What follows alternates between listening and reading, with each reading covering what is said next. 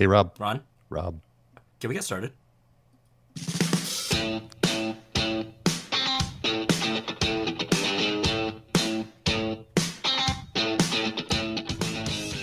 Welcome to the Photofocus Roundtable for March 2023. More legalese.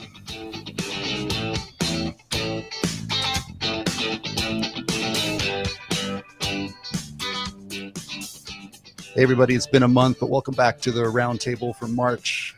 I am coming from Northern California, panoramic photographer. I'm Ron Pepper, one of your hosts.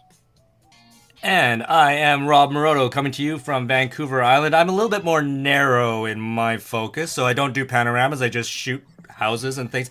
And I just realized that if you put the word shoot onto a YouTube video as part of your description, they'll actually penalize you for that. So, quick tip right there.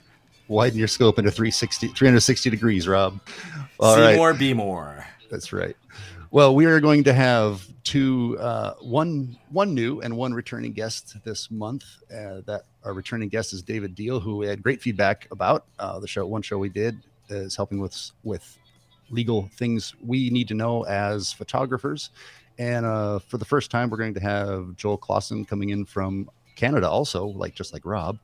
But let's meet them a little later. And first, thank our sponsor, which is Photomatics for high dynamic range photography. Been our sponsor since you and I started doing this particular show, Rob, right? And that largely is because we use the heck out of it. I had been using it in, along with Lightroom, I use the Photomatics HDR batch to do the fusion from them, and then complete it with Lightroom post-processing. It's been going great for me. Yeah, it's worked out really well for me. It's actually the main way that I do all of my photos. And for anyone that wants to know how to use Photomatics for real estate, just hit me up. I'm at robmoroto.com, and you can check out my new course that talks all about that. And we also did a little preview of Photomatics 7 on YouTube, so check that out. Ron and I did that on the Photomatics page. And Ron, I think you were also on TWIP, weren't you, talking about Photomatics? Yeah, just like you. Yeah. In fact, I might make that my pick of the month for YouTube channels. Yeah, we both did talks on photography. Me more on HDR and you on real estate, which includes HDR. But check it out. Photomatics Pro 7 is still new, and hdrsoft.com. And if I was doing it like a commercial, I'd say download and try it for free. Okay, let's move on. All right, let's get on with this. All right, yes. I'm excited about this because we had David Deal on here back in November, and that was an amazing interview talking about copyright. And you know what? Let's just get right into it because here, you know what? Before we do that, I'd like to introduce Joel Klassen from Calgary, because he is an amazing architectural photographer. I've followed his work for a long time, and he's actually been referring business to me through Calgary Photos for real estate stuff, because he's doing more of the high-end architectural interior design kind of stuff, and then we're doing the real estate stuff. So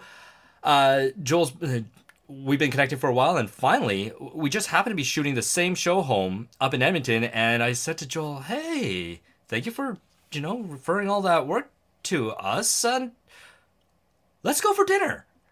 And it just happened to be that we were both up in Edmonton. It was Valentine's Day. We were both away from our wives and family, and here we are, two guys in a steakhouse, just shooting the shit, and it was great. We had a lot of fun there, and we did start talking about social media. And so let me introduce you to Joel Klassen. Welcome, Joel. Hey, Joel. Thanks a lot, Rob. That was possibly the most romantic date that I've had in a long time. The business took me away from home. Most definitely the most romantic introduction I've ever heard. Oh yeah, that was quite steamy. Thank you very much. Yeah, no, it's a pleasure to be here. I've followed Rob's work for a long time. In fact, I think when I got started, I just kind of scouted out who are the players in the city, and Calgary Photo, with such a great name, obviously it was top of the SEO charts. And then I started to look into who is the madman behind it. And we never met, but we kind of indirectly talked through clients that I referred onto him. And then, yeah, it was so random to just run into you literally on a job for the same client in the same house in a different city that neither one of us lives in. So the Exactly. odds, the fate was definitely meant for that happening. Yes, and strange enough, even on Valentine's Day, Joel was able to get us a beautiful table for two. Yeah. I'm pretty sure I saw pictures on Instagram of that in real time. So that was, which might say That, something about my Valentine's Day. I'm not sure. But Right there. welcome, Joel. You know, Thank you. when you have new people on and like you meet virtually, because I'm not in Calgary, and you meet people virtually, so you pretty much see their like ahead of time, look at their work, and you go, okay, yeah, this guy belongs. Unlike me with my old website that I have to update, which reminds me I need to do that so I look better in that situation. We're we're going to meet David. We might have to have a edit here because he's on and off, struggling to keep on there. But hey, so since that's the case, Joel, what else do you want to say about what you do and a little bit of about your background? Doesn't have to be all photography, but just whatever you think Yeah, sure. you want people to know about. I have kind of like our meeting on Valentine's. I have a very kind of fate oriented background. I did not start in creative work. Um, in fact, I have like my whole story, my very personal coming out into photography story on my website because there was some really deep things that happened to me as a kid. The highlight is basically our family home burned down when I was like 3 or 4 years old, and we have no family photos from before that time and much of after that because my family's camera got stolen a few years later. Wow. And then money was very tight, so photos, like there's no record of my childhood basically. And it affected me a lot more than I thought it would. But when I got older and I got married, I just went on a Boxing Day whim, and without permission, I just begged for forgiveness and bought a DSLR, the Canon T1i, I think it was called. It's like a plastic Sounds right. camera basically, but yeah, yeah. So that was my first camera or first DSLR, I guess. And from there, I just started shooting recreationally, getting all the family moments and stuff. Got, I guess, decent enough at it. And then one day, I worked in commercial finance at the time. I have a degree in finance. So I was working in commercial finance at a bank in Calgary here. And they started asking me to shoot for them, doing events, doing headshots, doing other corporate things. And I started to ask for more and more money. And then eventually I got a client for an interior shoot. Just their photographer didn't show up one day, so they knew I was a good photographer in general, but I knew nothing about interiors. So I Mm-hmm. borrowed somebody else's camera that was better than mine, and went out and shot, delivered them the photos, and they thought they were okay. And that was probably in 2012 or so.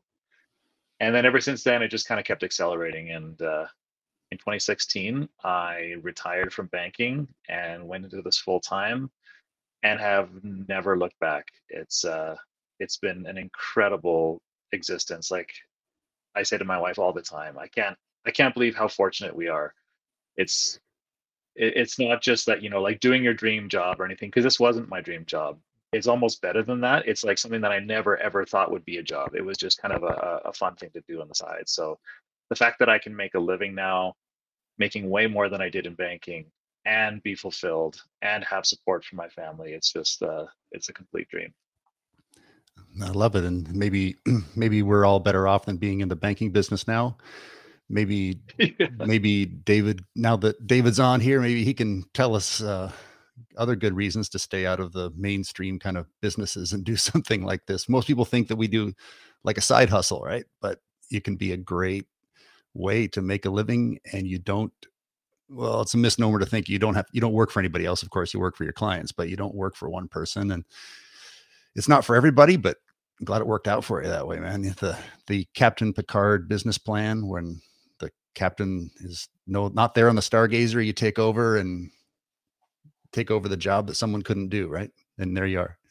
Yeah, honestly, my degree helped so much. And my experience in banking, because my job there was business development. So that's something that I talk to new photographers about all the time, is developing a client list and how to do that, because it's a skill. It's not just, a bravery thing. And I got taught that on a salary at a big bank. So I was very fortunate to have that before I went into my own business. It's interesting. I'll tell you my second option for my YouTube channel pick later. It's going to fit right in there. Nice. David Deal is back. I think. No. Okay. Internet. All right. So our returning guest, David Deal, is in France right now on apparently a questionable connection. Rob, Ron? Can we get going again? Oh, dang it. Yes. Yes, we can get going again. Okay. So, ladies and gentlemen, I think we just lost David Deal due to the French connection, or the lack of a French connection. And we are just going to start talking about a couple of things that have come up in our Q&A show that actually, I think Joel and I are a really good example of this, right? Because how should you treat your competition? Yeah. And I've always said you should be friendly with your competition, because we need to be friendly. We're humans. We can't actually survive without being friendly. We can't actually survive on our own. We can't actually, every step of our day, when we wake up and turn on the light, that light is connected to a grid that's controlled by other people. We flush a toilet, same thing. We require people to run a plant that pushes water through our toilets. We need people. We can't live without people. We're dead if somebody were to pick us up and throw us naked in the woods somewhere for a week. We'd be dead. We need people. So I've always said, be friendly with your competition, because they're not competition. There's enough food out there for everyone. And Joel, welcome. Love to hear what you think of that. Do you need other people, or can you survive on your own if there weren't other people around? Like, Rob's going to die if there aren't eggs at the grocery store, but would you be able to run your own? No, I'm definitely not able to survive without a community. Although I am trying to get a little bit more self-resilient, we've got a little, year-round garden thing going on, so that we have less exposure to these crazy lettuce prices. That's literally like one of the big reasons that I started doing it. But anyways, yeah, regarding competition, I guess for me, I've always seen myself as the new entrant, no matter how long I've been doing this, which is honestly not terribly long. What's it been, like 8 years or something? So that's like just starting to be a career. Most people have been in this for way longer than me. So I have just taken on the diplomatic approach of being polite and friendly. I don't necessarily actively seek out Valentine's dates with all of my competitors, but sometimes it happens. I have done dinner with many of my competitors in the city here, mostly because I want to be able to ask questions if I have a question. I want to be able to understand, like when I was starting out, I had questions about pricing, and I was cut down pretty quickly, honestly. A few people that I talked to, they just said, like, not going to tell you, just charge more and don't talk to any of my clients. So that turned me off so hard. I got so irritated and annoyed at that approach that I decided to do the exact opposite. And I get messages on Instagram and stuff all the time from new photographers, and I don't take my whole day off with them, but I'll give them the answer they're looking for if they have a good approach. I don't know if anybody's listening who's interested in reaching out to a pro, but you got to approach them nicely, because their time is literally their money. I get 6 hours of sleep when I'm busy, and if you just send me, hey, how much should I charge? I'm not going to answer you. But I think a lot of competitors are open to talking if you have a good approach and you pitch it as a collaborative kind of a community building endeavor. This kind of podcasting, and let's call it new media, at least compared to television and stuff, it's still new. And I think it's a good place to get those kinds of advice, because if you do it, I'm not discouraging to do the one-on-one stuff. I have kind of made a business as well by just networking and building those relationships over time. And it was slow, but it was probably stronger that way compared to just doing flyering or doing advertising and stuff like that. But I know Levi and I used to do another version of this show with, really a few years ago, we had the opposite approach, just like you, Joel. Is like, we're going to try to, we're sharing everything that we can. And there are no secrets, because you know what? Most people aren't going to really run with what you're saying anyway. That's one of the secrets to people that do courses that basically teach their competition, is that almost no one is going to run with it. And that's just human nature. So I wanted to also point out that if I'm talking about pricing here, there's no what is the word? Corroboration? No, collaboration. There's no problematic collaboration that we could ask David Deal about if he were here. But you can't price fix or anything, right? So if we're just talking about this is what I do in my area, then collusion. That's the word. Collusion. There you go. Yeah, because I don't think it could be. Then you couldn't like accuse me of saying I'm colluding with somebody because I'm just spreading the word and here's my pricing, $450. Hire me to come do this, And so highly encourage that too. And Joel, did you say while we're recording or while we were paused trying to get David on that you spent a lot of time building your own network, right? Is that something that you mentioned? Like I did, where that's been a key for you, is to build your own local network and maintain those relationships. Yeah. A physical network, because it's obviously you should tap into technology and use the tech that we have with digital networking or virtual networking, but you're way more memorable when they have a face and a handshake. So when I don't do it as much anymore because I've got a website that draws in clients. I don't really reach out to clients anymore. They reach out to me now, which is a privilege. It's not something that you should expect to have happen. It's something that could happen if you leave a trail of successful clients behind you. But initially I think I said on the recording that I retired from banking. I had like nothing when I quit. I had a plan. I had a business plan that I had set past a few more successful entrepreneurs, and they said, this makes sense. But what I had to do was hit the streets hard. So the day that I retired, actually the week before, I started networking. I went every night to literally any event in Calgary. There was, I think it's called Meetup. There's a few other ones where they literally are just posting events that are happening. And there's no correlation to what I do at all. Like, for example, it could be a restaurant.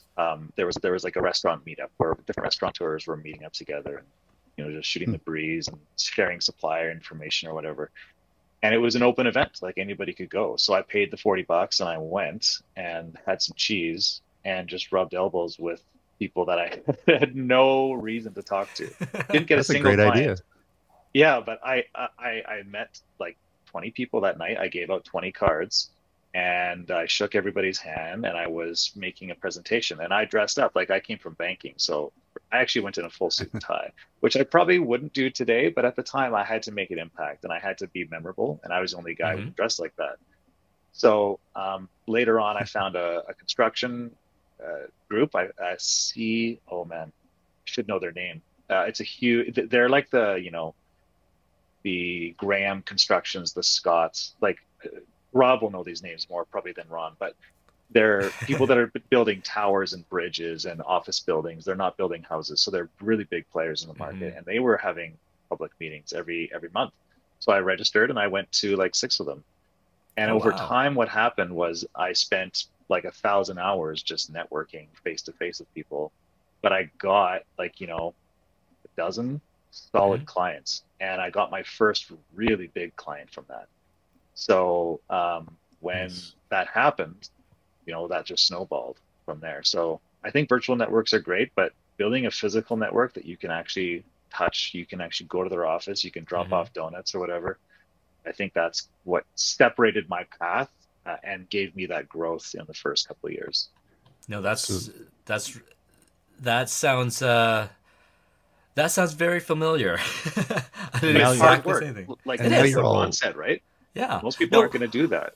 And it's funny because, just like you said in the very earlier on, like if you want my help, come at me, but don't just give me what should I do about pricing, right? It has to be more. It has to be more connected. It has to be more in your face. Like I am absolutely amazed. Like if you think about how we grew up, like I'm I'm in my late 40s right now. And I remember in elementary school, one of the things that we did was my teacher came by with a rotary phone, which if anyone questions what a rotary phone is right now, just look it up. They would bring a rotary phone and they would say, here, let's play, answer the phone. And my teacher would make me pick up the phone and say, hello, Moroto residents, how may I help you? Yeah. Just to learn how to pick up the phone. And then they would do the opposite where it's like calling, it's like, hello, Mr. Martin, this is Rob Moroto. Can I talk to Bradley? Right? Like proper Just phone common etiquette. courtesies, right? Yeah. My kids right now don't have that. And I know that some of the kids that I've hired on, they don't have that. They get clients calling them and they're like, yo. It's like, not yo. Right? Have you noticed this trend where they literally don't say anything? Like I have kids from teenage to elementary school, and a lot of times, since you know who's calling, it's on video, so you just answer, and there isn't even a need to say hi or anything. You just like their concept is just that, okay, we're connected, and we'll go on with what we're doing, but there isn't a like, hello. That word isn't even like for our the word of picking up the phone and doing some version of hello is universal, but it's not anymore. Right? It's amazing to see that change. And so the idea that you're going out to these meetups to shake hands with people and say hello out too, right? That's out too, isn't it? That's really cool. Yeah, it's not common for sure, but like I think the mindset that I took was I got into banking when I was very young, and we had to. I don't know if some people might think this sounds, what was the right word? Disingenuous. I don't know how to phrase it, but like we were taught how to chameleon. So if you're meeting with a client who's 25 years older than you, you need to understand what they expect. And you don't talk to them as a 19-year-old. You talk to them as, a 40-year-old would expect to be talked to. You respect them. You give them time and space and that kind of thing. But then, when you're meeting them, they want that handshake. They want a business card. They don't want an Instagram tag. So I always tried to think about what is the age of the person I'm talking to and what are they going to expect from me? Because like most people, like you said, they don't have the common, just like, hey, hello, this is whatever. Or when they're asking you questions on Instagram, the same thing. A lot of them don't have that common courtesy. It's like, hey, I love your work. I'd love to see if I can meet with you, buy you coffee. It's more so just like, what do you charge? Yeah. And that's not going to get you very far. That's it. Very interesting. I think my background, my first career was hotel management. So I also was wearing suit and tie. And, but I went into that business because those kinds of things came naturally to me. That's a hospitality thing where you don't even know it, but you're treating people kind of how they want to be treated, which in some ways I look at as I don't want to say a dishonesty or something to it, but there's something that, there's a lot of this. Put on a little bit, but you're a good cause. It's one thing when you're, being hospitable, another thing when you're being sales. I'm just processing the idea right now from what you said, because I'm trying to think like in school. I mean, I went to school for that, and I don't think we were taught too much about specifically that. I think most of us came with those already internal workings or something like that. But it's interesting. Even now I shoot at hotels currently, and that's one of my favorite things, just because I fit in there so well. And I tell people, I tell them, listen, I have my odd tendencies, but I'm a hospitable person. I'm happy to talk to the guests for you if you want to, because we always have to get them to move around and maybe get out of the scene or sign something or whatever. So most photographers are pretty prickly, right? Hey, I'm here to do this job. And so it's good to have that. And so I think the three of us, benefit from that. So it's a good point, Joel. It's just that when you're talking to your customers is to know try to go from that perspective of what they want and not what you want to deliver. And if you feel like what they want isn't really in your style, it's important to be able to say, that's not really what I do. I've made the mistake of saying yes when I should say no. And so, where they're coming from, there might be things and if you just don't connect on those personal things about the what they want interpersonally, that might match up to, you're not a good match for what the product is either. So just think about those things as you go. And I've got a question now. Like, so Joel, coming from the banking industry, then do you have any books or reads that would be good, like a Dale Carnegie kind of what was Dale Carnegie's book called? How to influence people. Yeah. Like, is there anything like that that's really good that you would recommend to budding photographers? Oof. I wish I was a better reader. Honestly, I am pretty awful at it. I'm a visual person too. What's the name of that book? Audiobooks, though. Audiobooks. The E-Myth. The E-Myth is a great book. I think it's probably as popular as How to Win Friends and Influence People. But I don't think I know that. How? No? Okay. Yes, I feel like that's a success. It's kind of ubiquitous in business, but the E-Myth, and it's talking about the entrepreneurial mindset of how people who are good at a trade or a skill, they think they should be good business owners, and it's not at all the case. Honestly, so I didn't really understand the title. The myth is so it's E-myth. Okay. MYH. Yeah. So the myth of the letter E. Okay. Yeah, basically. let me make sure I've got that right. No, I don't know that one. Yeah. That's interesting. No, that's interesting because the summary is it's a great book, but it's a great thing to read before you start a business. If you're thinking about going out and being a photographer full time, this will scare your pants off and help you to really dig deep and realize, like, this is not as simple as taking good photos. And I speak to this on my website, on my bio as well. You know, like, it sounds a little bit cheesy and it's written in the third person, but like, Bill's reputation is based on the belief that every interaction should be professional and delightful. And that's because I understand that a lot of photographers can kind of get in their own head, and they have a bit of an ego about them. You know, I'm an artiste, and they just don't, like we were talking about earlier, that courtesy that is really expected from your clients. So just because you're great at photography does not mean you're going to be great at running a photography business. And I'm sure Rob can talk to that way more than I can. But, you know, your skills in accounting, in networking, in marketing, in organizing, scheduling, all those things are far more important than your skills as a photographer initially. I think down the road, you can start to hire some of those things out.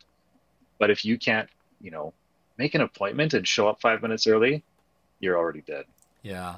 You know, it's funny. I think I talked to this about the amount of effort that goes into things. I talk a little bit about it in my course, but I've always got this 80-20 rule.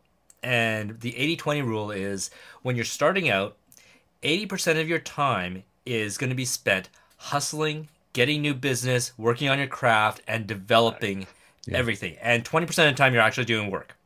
And then as you get better and better and grow your business, it's going to be the other way around, where you're working 80% of the time and 20% of the time you're maintaining your relationships with all your clients and maintaining the business. And until that shift happens, it's 80% of your time is on the grind and being that really good person out there to get more business. And it's tough. Just because, in the spirit of having a lot of different kinds of photographer listeners, the three of us do similar things, and maybe Joel, you do probably less volume than Rob and I do. We do more volume, and there's a lower cost, but more volume. We are Walmart. But I've had discussions with a lot of photographers that even when they're very accomplished and they present themselves as the professional, been around forever, might be at retirement age, but they still say their business is about, and the percentages can be extremely low. They can be shooting 5% of the time, for instance, but that's because they're doing very different kinds of things, because they might be doing business with art they've created years and years ago and doing licensing and doing all these kinds of business. So that's the dream. So what'd you say? That's the dream, to have just a portfolio of work that gets licensed over and over again. Yeah. Hey, since we're we're pivoting on the show and doing it whatever we want since we lost David, go on. Yeah. Because we make more money. No, okay. I have What did you just say that made me say that? I got myself off track. The dream is to have a portfolio of work that gets licensed over and over. Yeah. And what I was going to say is, and I'll let you run with it if you want, but my question is that changing with digital everything, with reproducibility, with sharing internet versus selling advertising licenses and prints? So, is that changing, or are there still people that have those? To me, the dream job, like I'll know, we got to get David Bergman on here sometime. He has dream jobs. He shoots NFL every weekend when that's the season. I did a thing. I helped. He was involved back in. He was shooting presidential inaugurations. He's out shooting Country Star. The name escapes me because that's not on my radar. But he does these dream jobs, and to me, that's the dream job. But it's active. It's moving around. It's traveling. It's being somewhere all the time. Compared to, I don't know if it's still a thing to be licensing out your portfolio anymore. It's never been my thing, for sure. I've always been, we're hiring you to go create this virtual tour over here. Yeah. And that was where I started out, was when 360s used to be hard to make. That was my specialty, and I would go do virtual tours. And so I never worried about who's using my stuff without the license. The thing we kind of started to bring up earlier is I've never had to worry about that, because I get hired to create it. And frankly, if somebody's showing it, that is promotional for me. So I'm in that camp where the promotion is fine. I've already been paid for it. Now, that doesn't mean you can just go use it for your own advertising. Mm-hmm. Then you'd need to license it.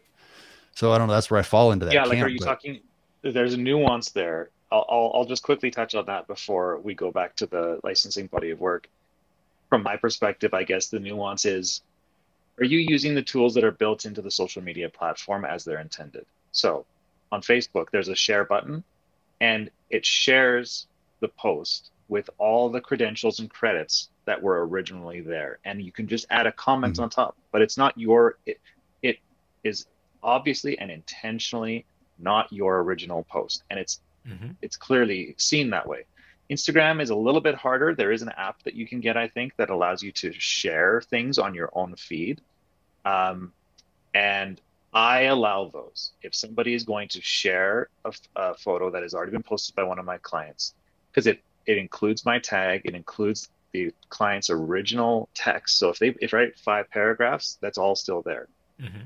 What I do not allow ever is if somebody is taking a photo that I made, it's been posted by client A, client B was a subcontractor or something, or the architect of that project. They copy just the image and then they repost it on their own platform. Even if they tag me, even if they tag the original client, that's not okay, because now you're advertising and you're not sharing. And there's a big difference legally and in the terms of service on all these platforms. That's strictly prohibited. It's just become common because it's so easy to do. So just like in the days of Napster, when music was being shared, that's not illegal. You can have me in your home and you can share the music by letting me listen on your stereo with you, but you can't send me home with the original file. It's the same difference. So that's where I draw the line. Going back to the body of work, it's still definitely a thing. I just today, like literally 10, 20 minutes before this call, I sent an invoice for $2,000 to license images that were taken last year. So with the right product, it does happen, but it's not necessarily totally common. I would say in my industry, it's probably somewhere around 20% of my annual, maybe higher, is on relicensing existing work. But every year it goes up because I've got a bigger and bigger portfolio now. And as I'm shooting more desirable projects, then they become more valuable as well. It's a great revenue stream. 20% is wonderful to maintain. It's huge. Yeah. Like, absolutely. It's a massive difference in the way that the amount of time that I spend on my work, I can do that because I have this other stream of revenue. If that was taken away and I had to only make everything off my original client, my prices would skyrocket or my quality would go down, because I would want to maintain my same revenue per hour of work, right? And to do that, my clients would pay the price either by the cost or the quality. So it's good for everyone that exists. Let me ask you the next level of licensing is, I assume you're licensing out architectural images. Do you? Yeah, like architectural is a huge thing, right? Like it could be a picture of a lamp or a rug that I just happened to take while I was in the project, Okay. or it could be the whole building. So yes. So do you run into any next step of license of copyright, like the owner of the space or something like that, the client that you did it for originally? Do you have any other levels that you need to be aware of and maybe compensate, or is it just the images are yours and there's no one else to include there? Yeah, so that's a personal decision. Legally, they're mine. I don't like the way that feels because a lot of other people are invested in the project. But legally, yes, my name is this copyright. You don't have to provide any compensation for others when you relicense your work. Just like, the recording artist I use music in movies because everybody knows how they work.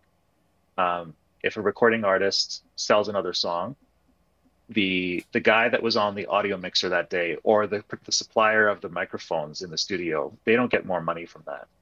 They get the reputation that comes along with that to maybe charge more for their prices in the future. Or they could license, that track and say, hey, this was recorded on ours, and now it's their own advertisement. So the owner of the space, this happens a lot, not in residential, but in commercial work, where, I'm shooting.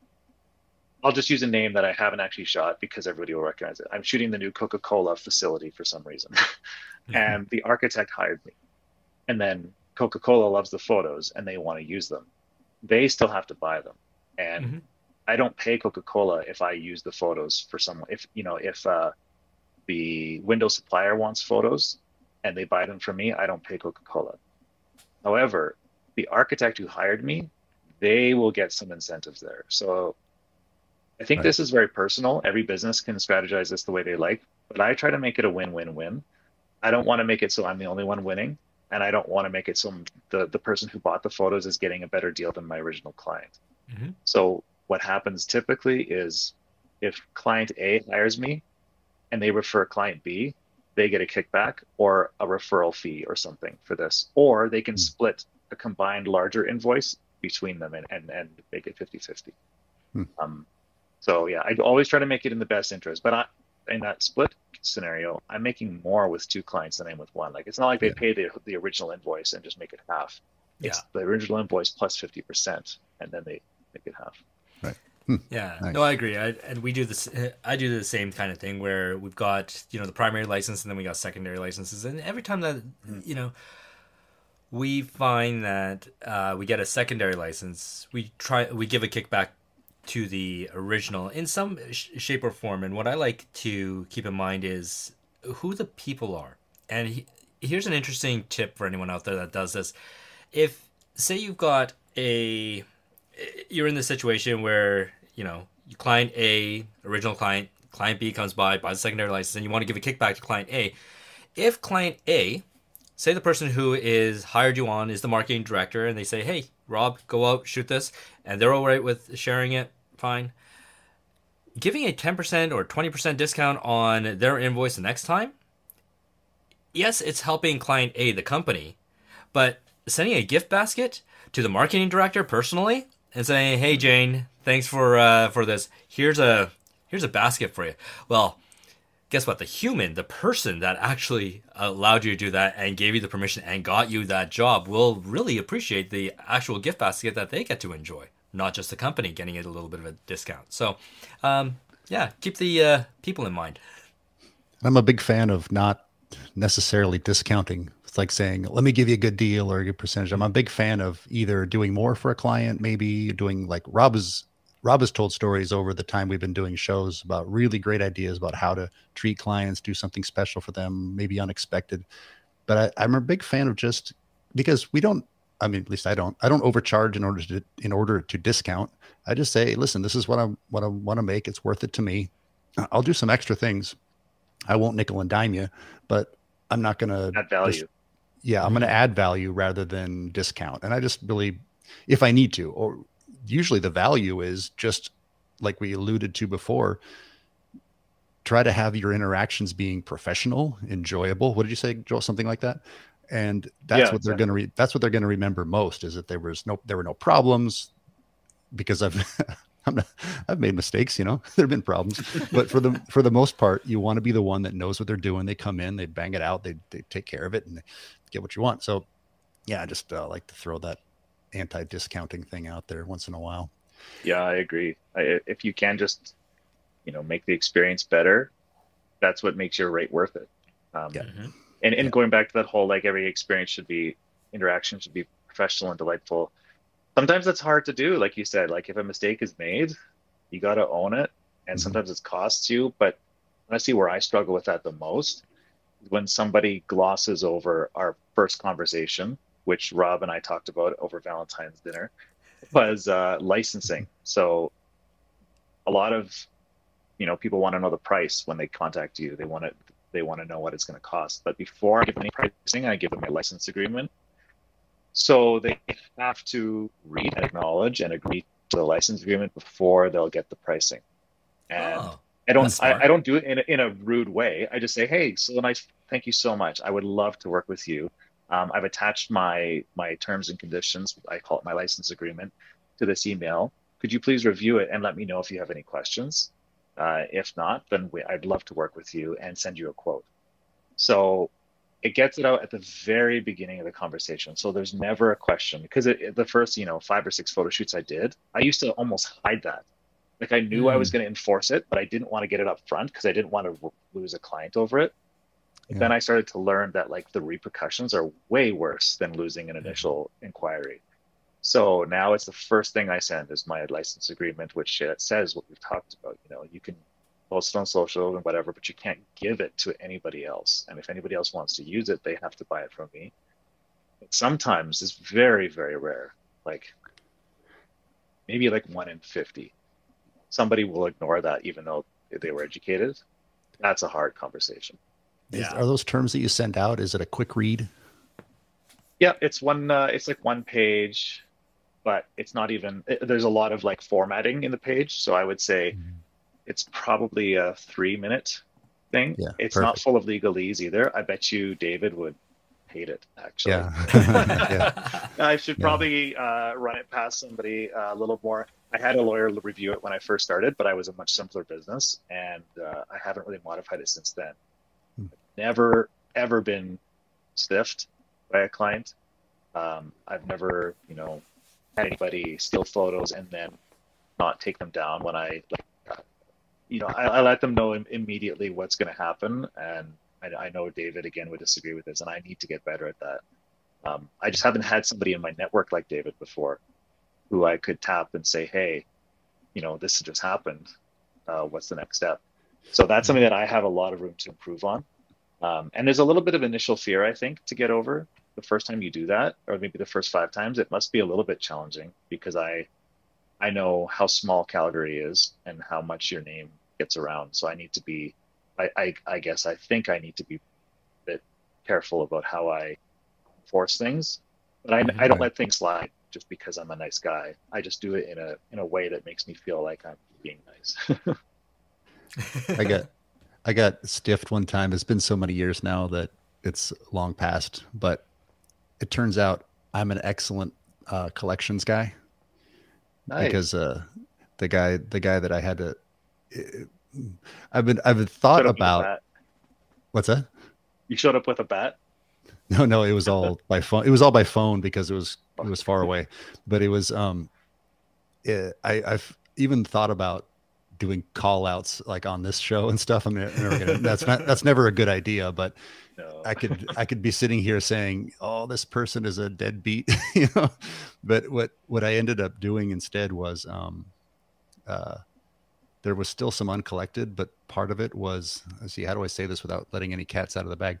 I called the I was a subcontractor. So I called the main client, and, since they liked me, I had a great relationship. I had met the people on the job sites and everything, had a nice conversation. I'm sorry to be this way, but this guy's doing this, and maybe you could appreciate it if you give them a call. Pressure, yeah. And they were so nice, because that is an important relationship also for the other, person. So anyway, because I know like we would talk about all this legalese stuff, but really does it come down to what are we prepared to do to enforce our contracts? Are we going to hire a lawyer? Are we going to do other things? And I guess I should pass this off to Joel. I'd like to ask you, you're in Canada, but I was just going to ask if you register with the Library of Congress. But I listened to your podcast recently that Canadians can do that. I literally didn't know that was a thing. And, probably 30% of my clients are in the States. Like not how do I say this? So like I'm working for their Canadian branch, but if, for example, Coca-Cola again, if Coca-Cola Canada has stolen my images, yeah, I'm going to go wherever I need to go to get compensated for that. And if that's an American headquarters, that's what it'll do. So are you going to start doing that? Yeah, absolutely.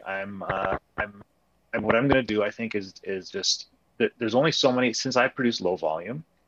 I think the max was 250 images at a time or something. Yeah. But that's probably what I deliver in a year, almost. Maybe a bit more than that. So it's not that hard for me to do that. And you'll get into the situation of they're registered prior to publishing them. That's as a difference. So if you publish everything at the end of every year, that can be certainly can be better than not doing it. But if someone is using it before you register them, then you really lose a lot of that. So anyway, there are some different things to think about in that way. Like those photographers I was mentioning before who spend their time with licensing and business rather than shooting. They were saying that I'm trying to think of who it was to give credit, but they were saying that they do a registration every 2 weeks. Yeah. Oh, wow. And it just to avoid any problems when something comes up and says, this person used it on this date. And if someone says, had you registered it before, they can say yes. So there's never a question. And then they have all the power in the world to get compensation for that. Good to know. Anyway, that's just me who it's interesting to listen to because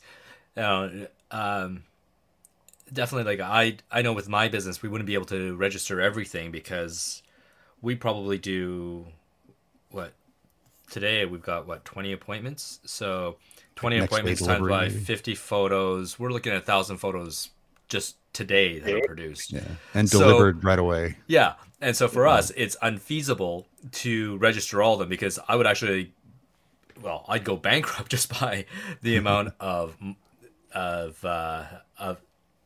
the registration costs. Yeah. So for me, that's not worthwhile, except when it gets to things that are of higher value and higher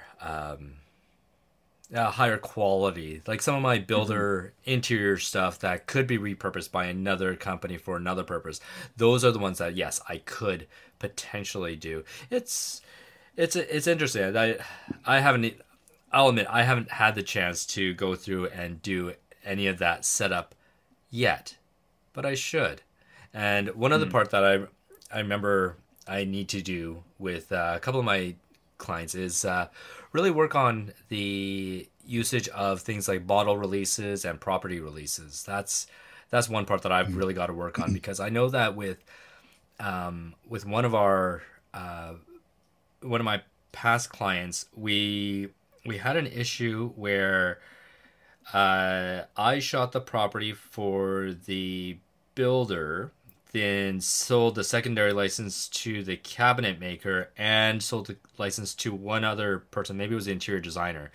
And I had the property release done, but because I didn't personally ask the homeowner to write the property release, and it was the builder who hired me to do the shoot, took my form, got them to sign it.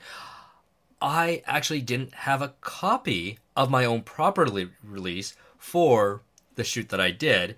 And so when the homeowner said, hey, and we got into this issue, it took me a while to try and get that property release back from the builder to be able to say, no, you actually did sign it here. This is this, and this is why this all happened, and this. Wow. And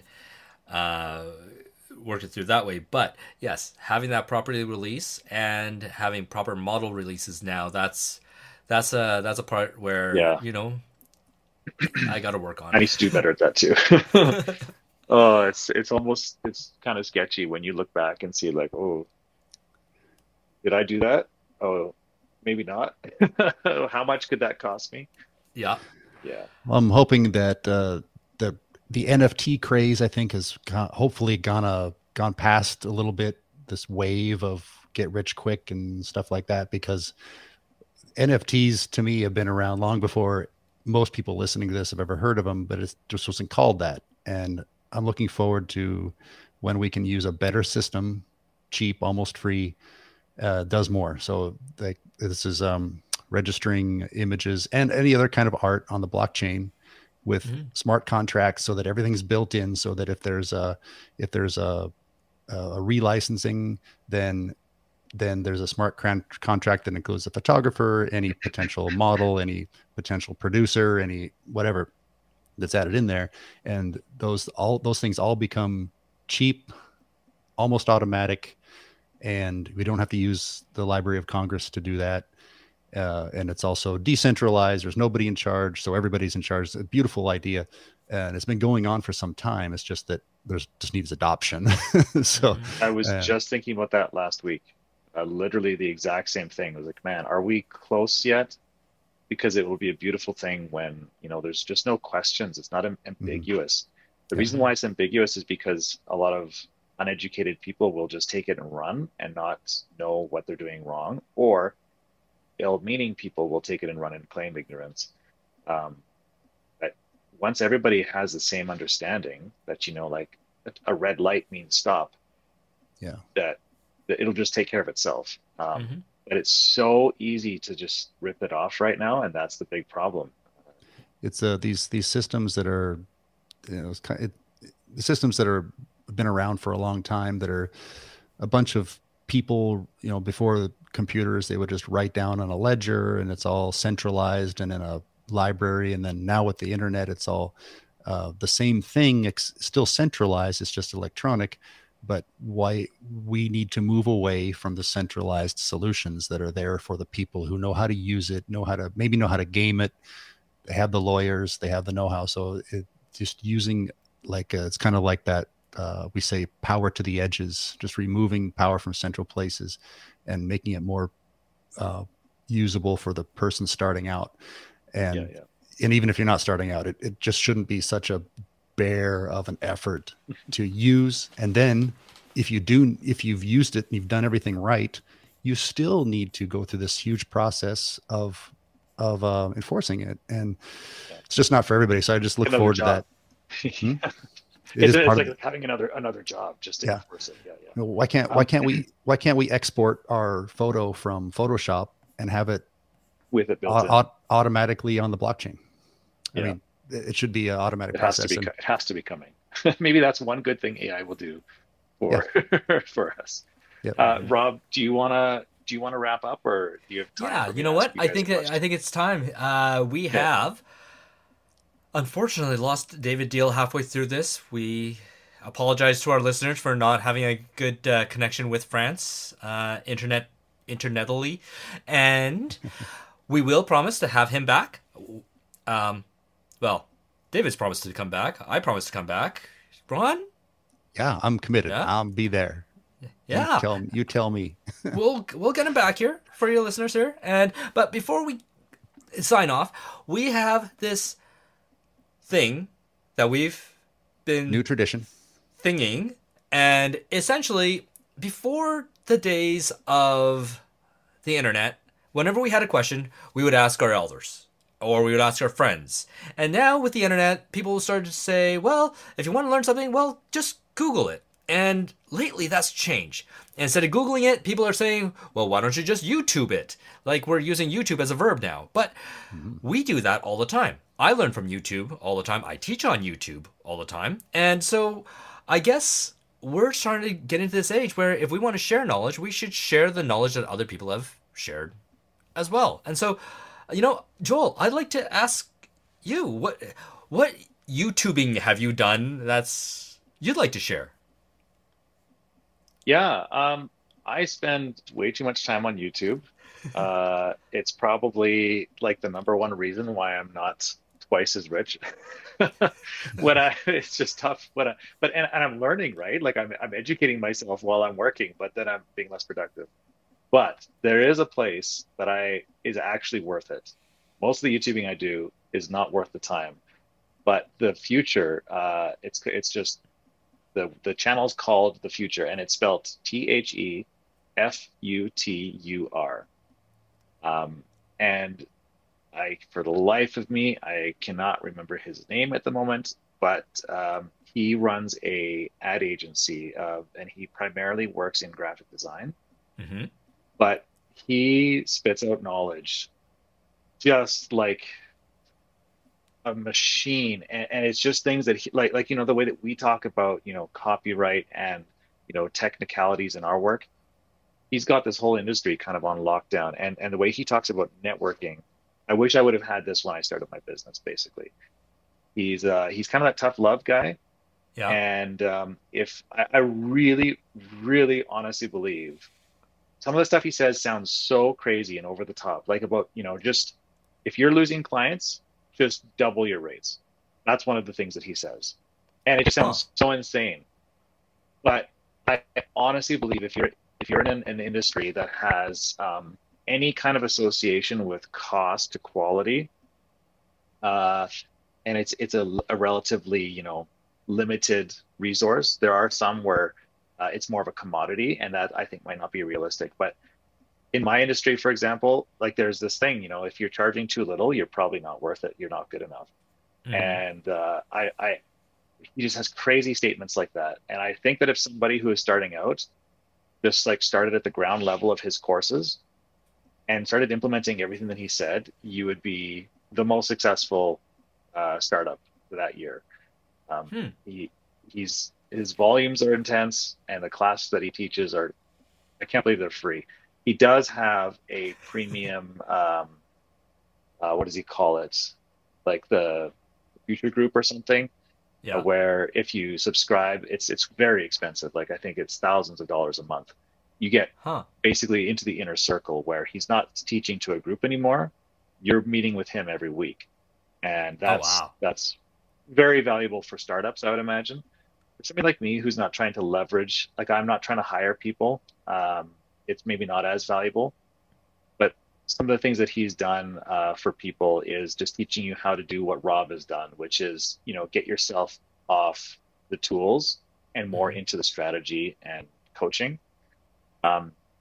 So I highly recommend The Future for anybody who's in a creative industry. And that's what makes it so special. There's lots of great business classes and topics, but he only talks to people in creative industries. And he's primarily dealing with graphic design, but he talks a lot about video and a lot about photos. Awesome. I like that. So that is youtube.com at The Future without an E at the end. So no E at the end, The Future. Awesome. Yeah. So, Ron, do you have one this week? Well, Ron decided to check out for a bit there. Oh, yeah, that was probably my fault. I was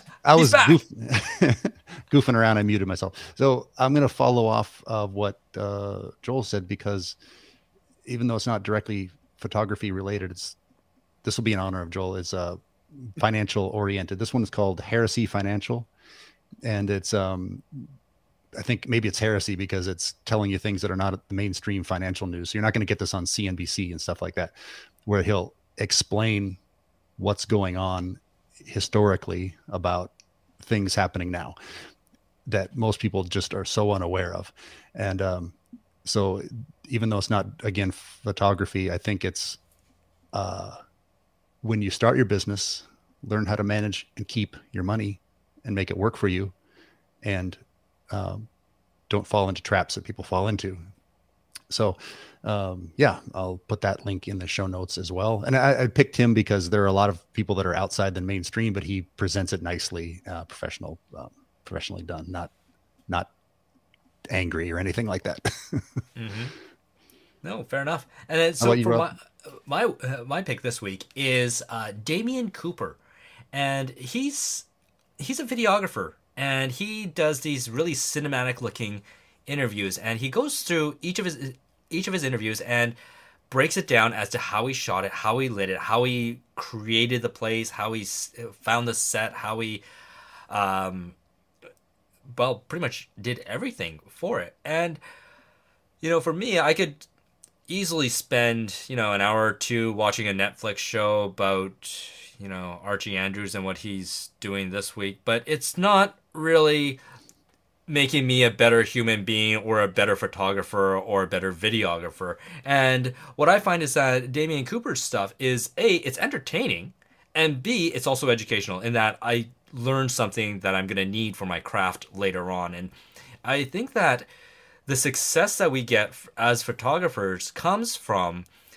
our undying curiosity as to how do we make all of our work look better? How can I improve? And so when we watch these things, we become better and we know what to look for, and we raise our bar of our own expectations and our own quality. And that's what is going to propel us forward. So Damian Cooper is one of those inspirational teaching people out there that I like. Geez, Nice. Speaking That is really sounds- tough these days. That sounds like something we all should be aware of, because every photographer is asked to do video, and at some point you might want to say yes. So be sure to also go out and practice it and see where what comes easy, what comes difficult for each person, right? And then with that, this is the end of the show. And before we end off, we got to ask, Joel, where can everyone find you? Yeah, thank you. Well, probably the best place to start is my website, which is just www.klassenphotos.com. But I'm not super active on Instagram, but it's a little bit more current than my website. So that's just Klassen_photography on Instagram. And that's pretty much it. I do have a Vimeo account, but all of that stuff you can find through my website and my Instagram as well. All right. Well, thank you for joining us on our show here. This has been fantastic. Thank you. So we just need to say thanks. Well, first of all, thanks for co-hosting with me, Rob. And Thank also, you, Ron. yeah. And thanks again to Photomatics Pro 7. Again, my personal recommendation is Lightroom Batch plugin, but hdrsoft.com. Download, try for free. If you have questions about it, Rob and I are good resources for that. And with that, with the music playing in the background, let's sign off and just say, write in questions for the Q&A show at questions@photofocus.com. And you can find me at ronpepper.com, Rob Maroto at robmaroto.com. And what else you want to pass on, Rob? I'll let you play us out. Okay, well, for any of you that are looking to find out where we can be found at, well, of course, that's going to be in the show notes, as well as all of our YouTube recommendations. And while you're down there, there's a little button, a really little button. It says review. Please click on that. Please leave us a 5-star review and leave us your comments. It really actually helps us out get found by more people like you who are great listeners. Why? Because you listen to us. And with that, we'll see you in a couple weeks for Q&A. Bye. Adios.